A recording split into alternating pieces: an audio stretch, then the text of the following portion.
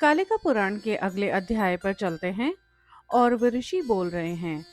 राजा पौष्य की पत्नी के सुख की इच्छा से महादेव शिव द्वारा अवतार लेने के पश्चात मनुष्यमान से 3 वर्ष व्यतीत हो जाने पर पूर्व काल में जैसे परमेश्वरी ने मेनका से जन्म लिया था, गिरिजा पार्वती ने भी राजा कुकुत्स की पत्नी से वैसे ही जन्म लिया।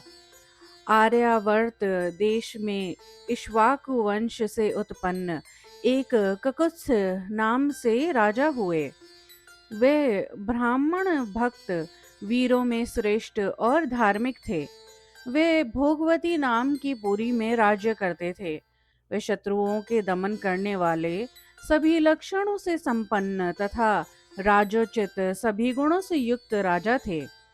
उनकी एक अत्यंत सौभाग्यशालिनी पत्नी थी, जो भर्गदेव की पुत्री थी। वह मनोन्मथिनी नाम से पूजी जाती थी और अपने पति को अत्यंत प्रिय थी। उस रानी के गर्भ से राजा कुकुत्स के देवताओं के गर्भ के समान आभा वाले श्रेष्ठ 100 पुत्र उत्पन्न हुए, जो बल और वीर्य से भली भांति युक्त थे, किंतु उनके कोई पुत्री नहीं थी। इसीलिए उसने घर के भीतर एकांत स्थान में वेदी बनाकर उस पर चंडिका देवी की भली भांति पूजा की।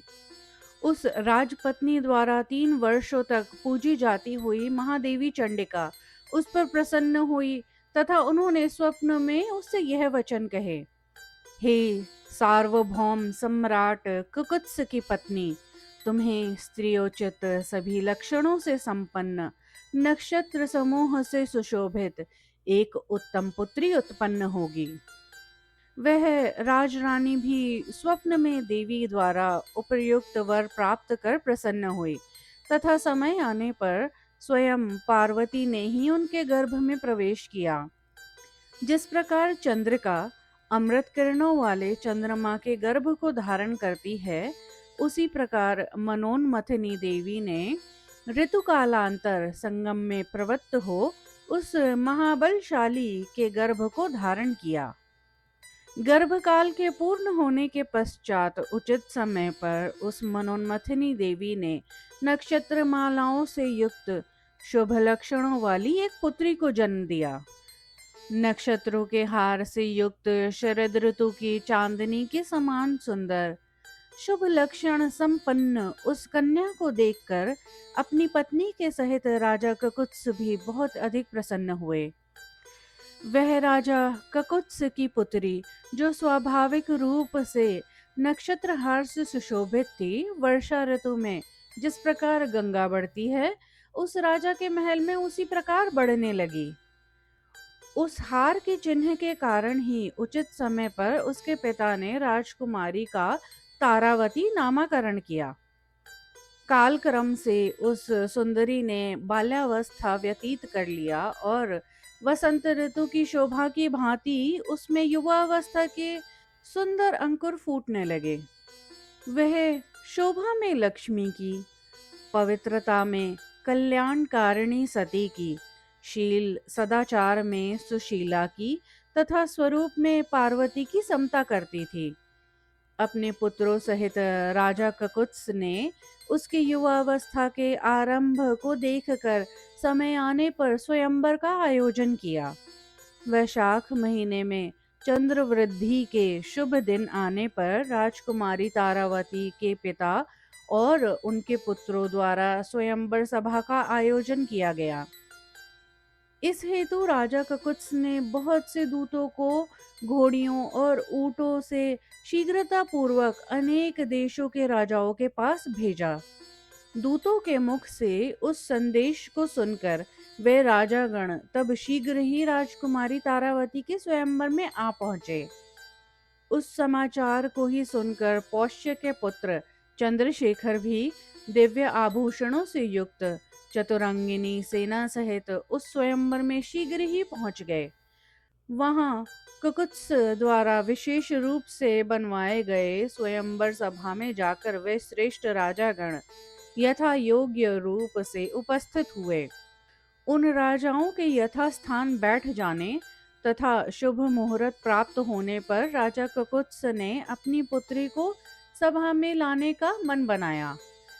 इस बीच उत्तम रंग रूप वाली राजकुमारी ने भली प्रकार के और संपूर्ण ज्ञान से युक्त सुमंगला नामक अपनी बूढ़ी धाय को स्वयंवर सभा के सदस्यों को देखने के लिए भेजा तथा उस समय राजपुत्री ने उससे कहा, हे धात्री, आप स्वयंवर सभा में जाकर सुंदर रूप तथा सुंदर लक्षणों से युक्त राजा का निर्धारण कर मेरे सम्मुख बताओ। आप मेरी माता के समान हो, आप मेरा कल्याण और सौभाग्य भी चाहती हो, जिससे मुझे सौभाग्यदायक स्वामी प्राप्त हो, आप ऐसा करो।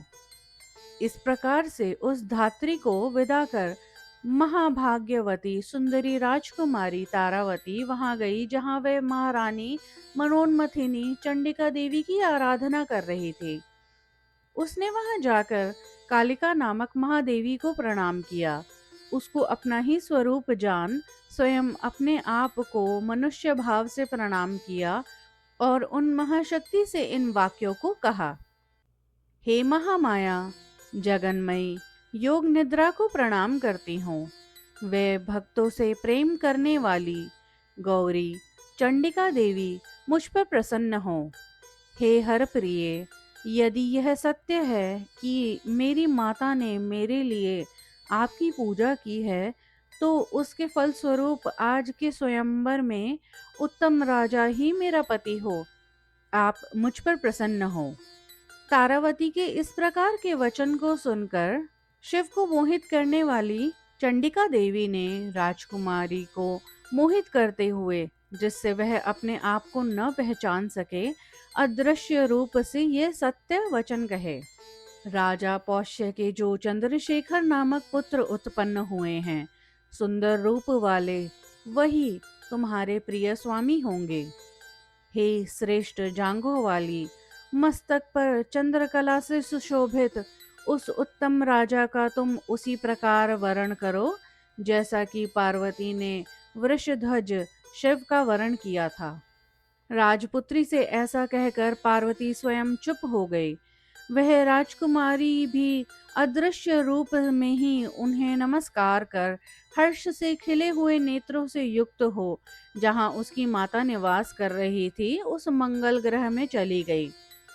तत्पश्चात वह धात्री भी उसके लिए उचित पति का निरूपण कर वहां ही पहुंच गई तथा तारावती ने उनसे रहस्य को पूछा।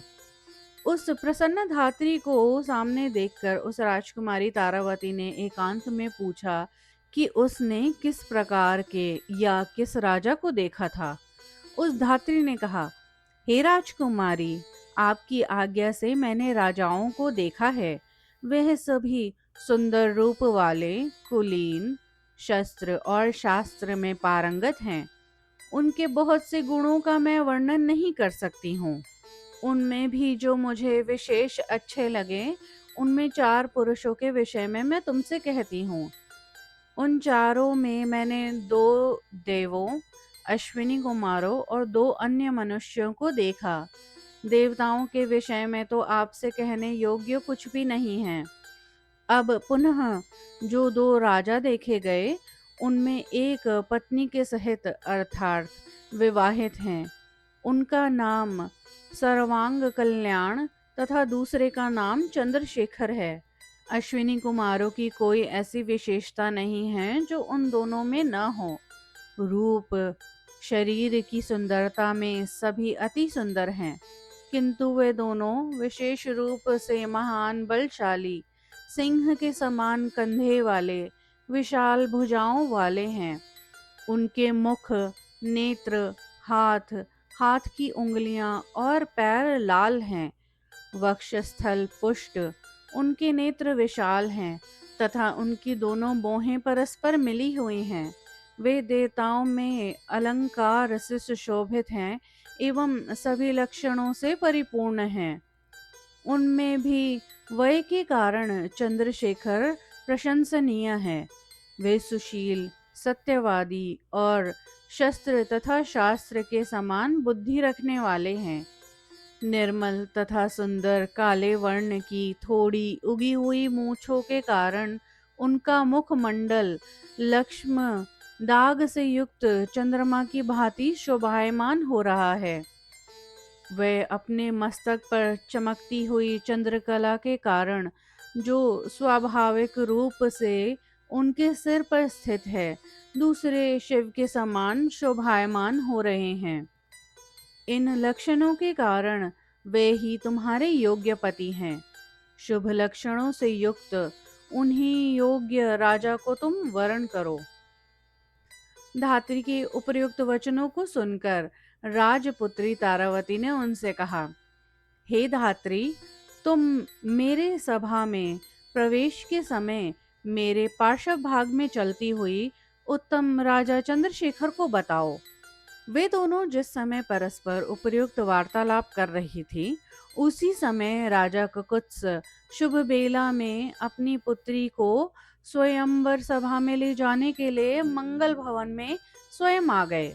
स्त्रियों द्वारा मंगलाचार की जाती हुई अपनी पुत्री तारावती एवं पत्नी के समीप पहुंचकर पत्नी के हाथ से सुगंधित पुष्पों से बनी वरमाला लेकर उन्होंने पुत्री के हाथ में दे दिया और उस मंगल भवन से शीघ्र प्रस्थान करते हुए कहा, जिस उत्तम राजकुमार या द्विजवर्य को तुम चाहती हो, सभा में प्रवेश कर माता द्वारा प्रदत्त इस माला से तुम उसका वरण करोगी। ऐसा कहकर राजा ककुत्स ने अपनी पुत्री को शिविका में सवार कराकर तथा अपने प्रतिष्ठित वृद्ध पुरुषों के सहित स्वयंवर सभा में प्रवेश कराया। उस समय उस राजकुमारी को सभा में आई हुई देखकर इंद्रादि देवतागण तथा अन्य दिक्पाल तत्काल उस सभा में उपस्थित हो गए। वह राजकुमारी तारावती यान से उतरकर धात्री द्वारा अनुगमन की जाती हुई सभा के मध्य प्रसन्नता पूर्वक विचरण करने लगी। सभा में बहुत समय तक विहार कर पूर्व काल में जैसे पार्वती देवी ने चंद्रशेखर शिव का वरण किया था, उस वरान्वेषिणी राजपुत्री सती तारावती ने उसी प्रकार भाविवश नियति के योग और चंडिका देवी की कृपा से उस धात्री द्वारा बताए जाने पर उन दोनों की समानता में से भी एक पहले के पति चंद्रशेखर का वरण करा। उस समय चलने से उनके मुख पर आई पसीने की बूंदें उनके मुखमंडल की शोभा बढ़ा रही थी। उनको वरा गया देखकर ब्राह्मणों ने नियत मन से सामगान द्वारा उन दोनों के वैवाहिक मंडल का कार्य संपन्न किया।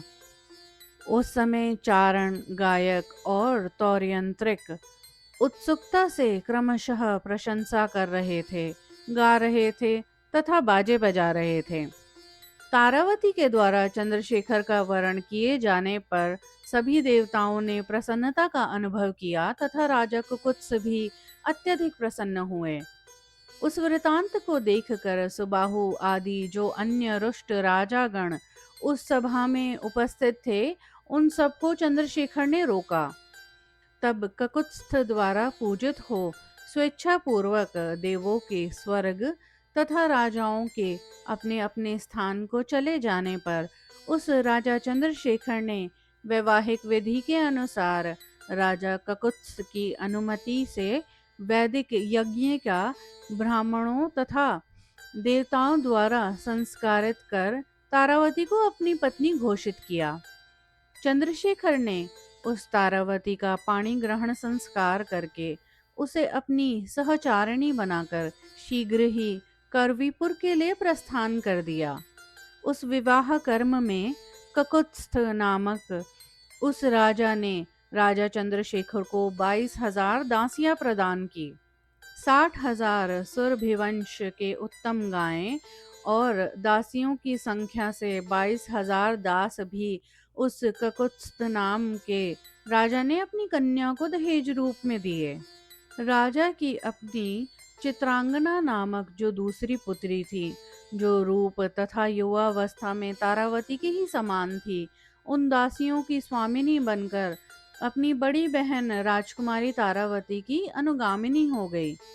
विश्वावसु नाम के ककुत्स के ज्येष्ठ बुद्धिमान एवं महान पुत्र थे। उन दहेज में दिए गए दासों को भली भांति लेकर तीव्रगामी रथ से बाद में तारावती के साथ करवीपुर को जाते हुए राजा चंद्रशेखर का अनुगमन किया। राजाओं में श्रेष्ठ पौष्य पुत्र राजा चंद्रशेखर ने तारावती के साथ सुंदर करवीपुर में रमण किया। इस प्रकार स्वयं महादेव ने मनुष्य योनि का आश्रय लिया तथा अनिंदिता पार्वती ने मनुष्य योनि में जन्म लिया। हे राजेंद्र, अब उस मनुष्य योनि में जिस प्रकार भृंगी एवं महाकाल उनके पुत्र रूप से उत्पन्न हुए, उसे मैं तुमसे कहता हूँ और उसे अगले अध्याय में सुनिएगा।